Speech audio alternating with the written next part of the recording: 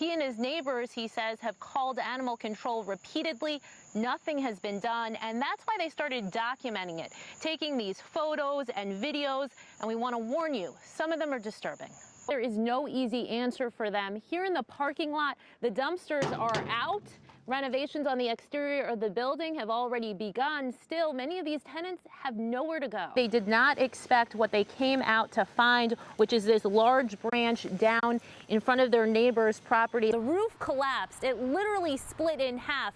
The sanctuary, along with the adjoining building, were all condemned. In the last 10 minutes, all lanes of traffic here behind us have reopened. Those two employees say that man was holding this umbrella when he was struck by lightning, that his right hand was burned, his clothes were charred. Cary Area EMS allowed us to do this ride along in the hopes that drivers see it and finally take note. Riding along with Cary Area EMS, Amy Cutler, CBS 17 News. There was a dog here. There was about 3 dogs in the bus. Dustin Johnson showed me where he says 10 to 15 dogs were kept on his neighbor's property on Mulberry Road in Four Oaks. He sent me these photos of them. He tells me 62-year-old Bobby Barber was breeding dogs, most of them English bulldogs, and not properly caring for them. I've seen 5 to 10 dogs die over here in just the past couple years. I mean, getting hit on the road, and then him not feeding them. Johnson says he called the sheriff's office and animal control several times. They'd come out, even gave Barber cages and dog food, but nothing would come of it. I watched the dog food sit out there in the rain till I went and got it, and I started feeding the dogs myself. Barber has been charged with misdemeanor animal cruelty. According to court documents, a dog was found with deep wounds on its neck from its collar. Barber lives in the camper. His landlord and longtime friend, Roy Stanley, lives in that front trailer. Did he seem like he was abusing animals? No. That one that they found, that was a bulldog in heat, and he kept running and jerking. Johnston County Animal Control wouldn't comment specifically on the case. They say under state law, authorities would have to show malice to charge someone with felony animal cruelty. It appears this case did not meet that threshold. Back out here live, Barber remains behind bars tonight. He is scheduled to appear in court later this month. As for Johnston County Animal Control, to put it in perspective, they say they receive more than 1,000 cases of animal cruelty each year, and they have just one investigator.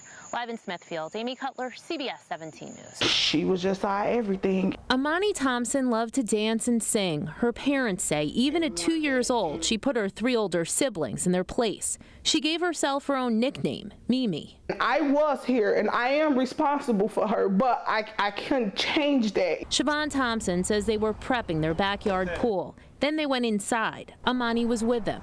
Usually, she tells me, the door is locked. That afternoon, it wasn't. Just minutes later, Thompson found the toddler face down in the water. I jumped in there and grabbed her, and I started screaming for somebody to help me because I couldn't get out with her. I immediately tried to resuscitate her and did what I can until the paramedics came. It happened Wednesday, just before 2 in the afternoon. Little Amani was rushed here to Cape Fear Valley Medical Center. Family members call her a fighter. She died Saturday morning. The Thompsons donated Amani's organs. She's going to save 4 to 5 lives behind it, and I'm grateful. As the Thompsons struggle to come to terms with their loss, they hope their story will serve as a reminder to others. Stay aware, be aware. Because in a matter of minutes, everything can change. In Fayetteville, Amy Cutler, CBS 17 News. And it cannot happen soon enough for this family. That is why they created these posters encouraging people to attend tonight's meeting and to speak out. My father was a hero. This is how family will remember 59-year-old Francisco Jaquez. He was just a very nurturing, caring person. He was always around the kids, always cared for all of us. Jaquez's oldest son, Francisco Jaquez Jr., says his father just dropped off his girlfriend at work Sunday morning. He was headed home with his girlfriend's son, 9-year-old Alfred Rodriguez Inoua, at the time of the crash.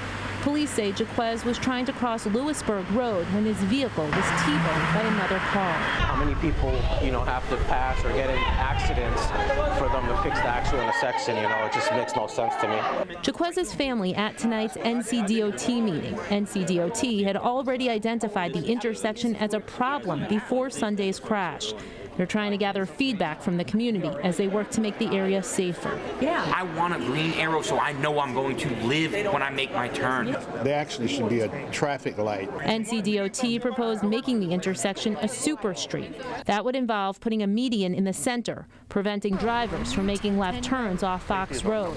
It would also keep them from driving through Lewisburg Road. We've seen it work in other instances where it has cut down on the number of collisions. It's just something that should be fixed. Now, NCDOT says it will use the feedback it heard at tonight's meeting moving forward. There is no exact timeline in place for this project, but they say they hope to have this improvement in place by 2020. Live in Raleigh, Amy Cutler, CBS 17 News. It hurts. Corporal Dylan Baldridge was just 22 years old when he died. You never think it's going to be your family. He was serving in Afghanistan when the Department of Defense says he and 2 other servicemen were shot and killed. The Taliban claimed responsibility. We have pictures, at his Army graduation. Like, we have one where he was little and he was like next to this big jet. We should honor the flag because he came home under one. We have kid sizes. In his honor, Baldridge's stepmother, Jessie, and his father, Chris, started Honor Flags, Inc., their organization bolstered by a $25,000 check from the president. Trump pledged the money during a phone call with Chris shortly after Baldridge's death back in June of last year. He had a very kind heart when he did this for us and for America because we've now had a couple of fundraisers. This third fundraiser is especially close to their heart. It's for Sergeant William Bay's family. He died next to Baldridge. Jesse and Chris made this wooden American flag for them, a family photo and message on the back. If we can come together and give them a box of fun things like Jesse's 7-year-old son, Ethan, found the right words. They're selling T-shirts and collecting donations. Jesse says all the money raised will go to Bay's family. The larger goal to make a wooden American flag for every service member killed in 2017. This chose us. We did not choose it. But to me, you're a great flag maker. Thank you, buddy. Amy Cutler, CBS 17 News.